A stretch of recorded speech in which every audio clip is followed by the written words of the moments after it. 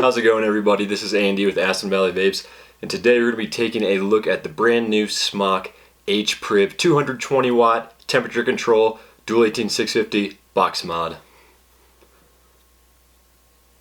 Like all the previous videos, first we will talk about the basics of the H-Priv, and then we will take a close-up, dive in, see what it comes with, take a close-up look at the screen, some of the features such as this new little firing bar, and then we'll bring it back up top, talk about the pros, cons, price point, and all of that good stuff. So let's get right into it. Smok H-Priv is a 220 watt dual 18650 box mod, as I said in the opening, and it does have temperature control for nickel, titanium, and stainless steel. The mod itself is made out of zinc alloy, and one of the main selling points by Smok is this new firing bar right here, as you can see.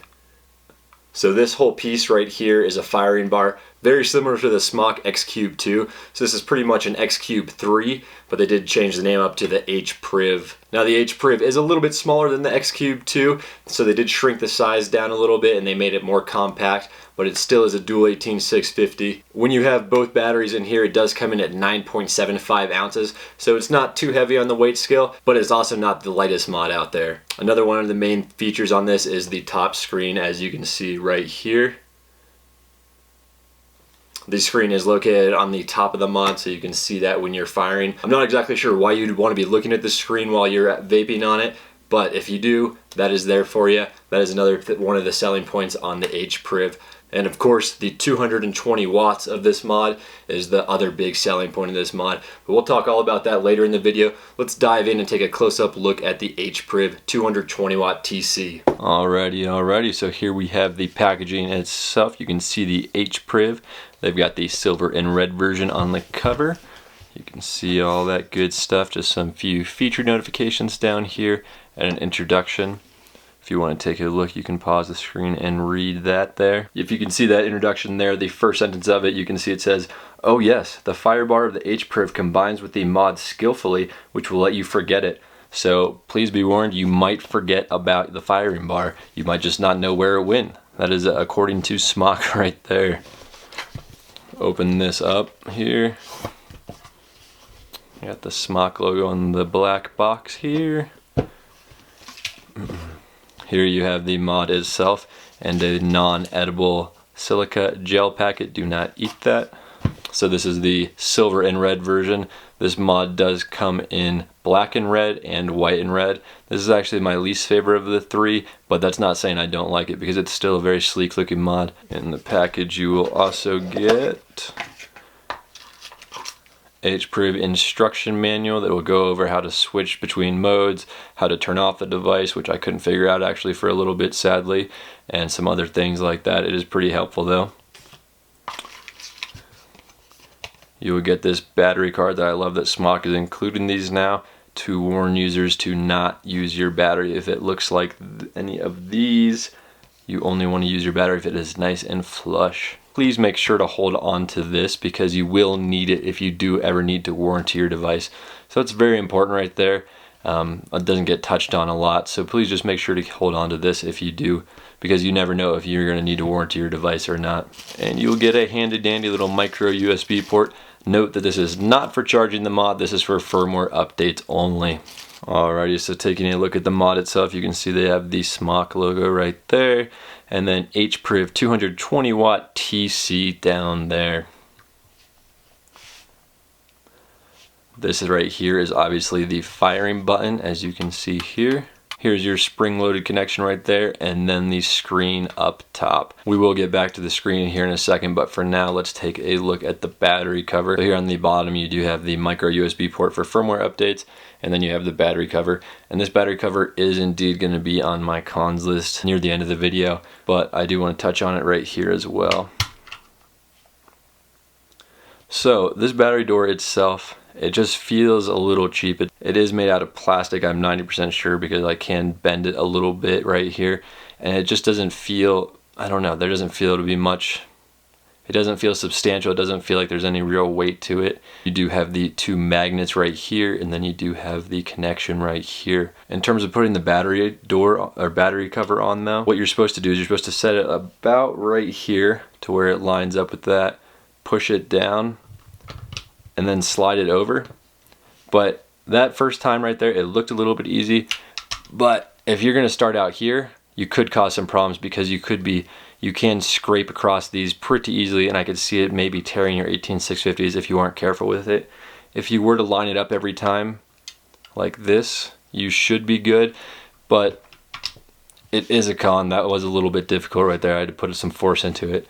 Obviously it's not a deal breaker, but it is something that should be noted for you guys. Alrighty, let's bring it back up and take a look at the screen. There you can see when you turn it on, you got the Smok, and then you have that, did you see that 1.0.4? That is the current firmware that you have on the device. So if there is a firmware update and you're like, oh, was my mod released with that firmware? Or is that a new firmware update? You can tell just by turning on your mod. So here's your screen. As you can see, it's obviously located on the top of the mod. And you do have the current wattage or temperature there, the mode that you're in, max, current memory. You can see the memory setting down there. Below the battery indicator, you can see the voltage, and then you can see the ohm of the atomizer connected to it. Alrighty here. So to navigate the menu, you're going to click the firing button 3 times. And then you can see mode, puffs, settings, power. Alright, so let's hop into the settings real quick and take a look at what you can do. You can see when the screen is going to turn off. You can adjust that time. You can adjust when the screen will lock. You can adjust the contrast. That is going pretty slow there, but I actually haven't played with that. I don't know if the camera is going to pick that up very well, but at 10% you can definitely see it's a lot dimmer than if you bring it all the way up to 100%. At least on my end, I can definitely tell a difference. Hey, if you're looking to conserve battery, it would be a minuscule amount, but everything helps. Let's get back into that settings menu. Oh. See, as this little, see what I'm going through right now? That's one of the things I don't like about the mod, is the navigating the actual menu system. It can be a little difficult because what you have to do is you have to hold down the fire bar, and if you just press it, it's going to make it move forward. So that can get a little bit, not confusing, but it can, you might accidentally press it instead of holding it, and then you'll go into that and you won't, when you didn't actually mean to move forward. So it can just like be a little frustrating at times, I guess I would say. Alright, now let's actually bring it back to the settings. Alright, so you have screen timer, screen lock timer, the contrast, the screen direction, you can flip the orientation of it, the actual time and date you can enter in there, adjust the ohms and download. To change between modes, you're just going to hit mode, then go temp mode, memory mode, wattage mode. Those are your 3 options there. In the memory mode, there is 16 different memory presets. To put it in wattage mode, and then right when you click the wattage mode, you're going to see it's going to ask you for what you want the power to be on. You can go from minimum, soft, normal, or hard, and then max. So we'll just keep it on hard there. Now 5 clicks will not turn off the device. 5 clicks of the power button would not, it will lock it. So you're going to have to manually turn the device on and off by going to that actual power screen right there. Turn the device on though, it is the standard 5 clicks. In terms of actually increasing or decreasing your wattage, it's pretty simple. You're just going to hold down on the up or down. It starts off a little slow, but then it does pick up speed, as you can see here. And then it goes all the way up to 220 watts. So there you have it. That's pretty much all to do with the screen. For how simple this device is, it actually does have a pretty expansive menu system, which I do like. Just the navigating with this fire bar can be a little frustrating, as I said earlier, and I do not like that noise every time you push in the fire bar. Surprisingly though, there's really no rattle at all when you do actually shake the mod, so that door's not going to rattle around. If you have it in your pocket, you're not going to hear it jingling. But so that is nice. When you do fire, you are going to have that every time because it's metal on metal. Obviously, if you go soft with it, it's not going to be as noticeable, but I don't think too many people are going to fire their mod like that. That is going to wrap up the close-up. Let's bring it back up top, talk about the pros, cons, price points, and all of that fun stuff. Alrighty, so now that we've wrapped up the close-up look, let's talk about the pros and cons. Like usual, we'll start off with the cons. So my first con on the H-Priv, which I touched on a little bit earlier in the close-up, would have to be the battery door. I am not a big fan of that at all, and it's a little finicky. And if you're not careful with that battery cover, I can definitely see it tearing the wraps on the 18650s, which is sort of ironic because Smok includes this little battery thing. And that little sheet right there, it does show you that you should be tossing your batteries if they are ripped, or if you do know how to rewrap your batteries. But I can't see that happening down the road, just because putting the battery cover on there sometimes can be a little, it's not tricky, but it can take a few tries, and that friction against that little top part of the 18650 wrap, I could see that rubbing off and nicking it and end up eventually tearing the battery. My second con is the firing bar itself. I love the idea of it. It feels better than the X-Cube 2's firing bar, but it doesn't feel touchy enough. It feels like a little bit forced, and I don't like that click that you can hear every single time you press that button. I'm no engineer, so I don't know how you would fix that, but I'm sure that they could find out a way. Every time you tap the mod, you hear that. You can hear the rattle there from that battery door making contact with the base of the mod itself. So that'd be my second con on there. Third con is it can go either way, but if you do use RDAs a lot, the top screen. Now, I haven't experienced it because I haven't drip juiced directly on it because I don't want to break this mod, but I can see that being a problem for people that use RDAs, and say you fill it a little bit too much, or you drip some liquid down the side of the RDA and it gets into that screen. It's not the best place for a screen when you have it right next to the 510 connection. It's just not the smartest idea. And I know what they're trying to do. They're trying to make a different style. In the long run, I can see that screen maybe getting shorted because of a constant liquid dripping down in there. If you're using a tank, as long as it's not a leaking tank, you should be 100% fine on that. And if you're careful with your RDAs, you would also be fine as well. But it is just a con I would put in there because I want to give you guys the best advice possible on these mods before you go ahead and purchase one. My final con would be navigating the menu system. And this one is being nitpicky again. When you do have it set in your standard wattage mode or temperature control mode, it's not a big deal because you could just use this top menu to navigate to your desire if you want to up the wattage or take down the wattage. That's not hard at all. It does work flawlessly and it is very responsive. But like I said, in terms of navigating the entire menu system, it is a little bit difficult, and you do have to use this firing bar, and it's going to make that click every single time.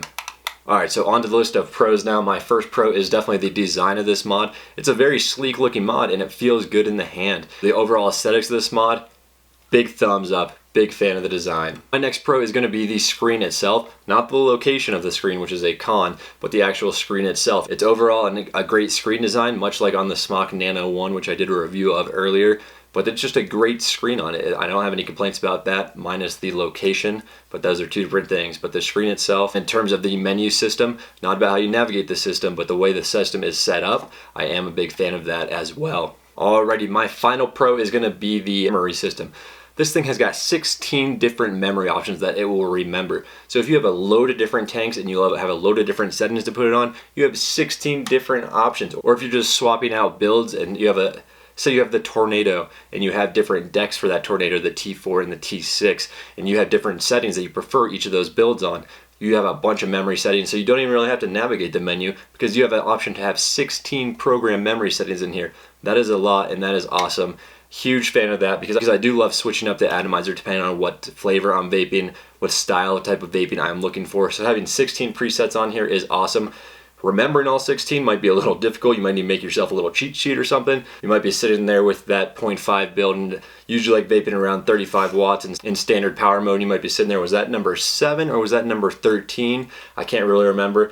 But it is awesome that you have the ability to program all those, and if you did want, you could actually make yourself a cheat sheet, or you can just cycle through them obviously really quick and check and see what it is set up for. So we do have the H-Priv for $44.95 on AspenValleyVapes.com. There will be a link in the description as well as on the screen up here. Now that price is a little bit below standard for a dual 18650 with as many features packed into it as this, so that's up to you if you want to weigh the pros and cons and see if this is a mod for you, or if it's worth that $45, or if it's worth maybe spending a little bit more and getting like something along the lines of a Sigeli 213. But that is up to you. I've laid out my personal pros and cons. Obviously everyone has different preferences, so we might not align, but I just want to put those out there so you can say like, hey, maybe that firing button noise isn't going to bother you. It was on my cons list, but that's not going to bother you, so it's not going to affect you. I just like to list those pros and cons so you can take them into account before purchasing a mod. If you ask me would I personally recommend this mod, I would have to ask you a lot of questions back before I would say I'm going to recommend you this mod, because there are a lot of other options in this price point, such as the original Cuboid, which is a fantastic mod. You got the RX300, so I can't just say yes or no to that question because maybe you're looking for a single 18650 or a triple 18650 battery like the Rouleau. So that is a very hard question to ask, but there are times when I would be recommending it, and I don't hate this mod at all. I think it looks fantastic overall, and it is a solid performing mod, but those pros and cons are there for you to weigh that decision. Alrighty, if you did make it this far in the video, I am going to do a giveaway for this actual unit itself. I'll be giving that away to one of you guys. All you have to do is be subscribed to the channel, leave a thumbs up, and then leave a comment down below letting are you a mouth to lung vapor or are you a direct lung vapor? I'm very curious to see what sort of ratio we have between the direct lung users and the mouth to lung users. On top of that, as always, if you have not seen a previous video, right now we have a giveaway going on for a Skelly 213 at AspenValleyVapes.com. There will be a link in the description that will take you to that giveaway. If that giveaway has ended, then that link is still going to take you to whatever current giveaway we have on AspenValleyVapes.com. So it's a win-win. 2 giveaways going on right now. Today is Friday, May 6th, and I'm going to be picking the winner for this next week. So go ahead and get into that. Check out the Skelly 213 giveaway as well if you're interested. That is going to wrap up this review. I hope you did enjoy it. If you did, please leave a thumbs up and subscribe to our YouTube channel. It is greatly appreciated. If you have any questions or comments, vaping related or HPRIV related, or if you just want to ask a random question, go forward down in the comments. I'll be happy to respond to it. And I hope you all have a wonderful day and a wonderful weekend. Vape on.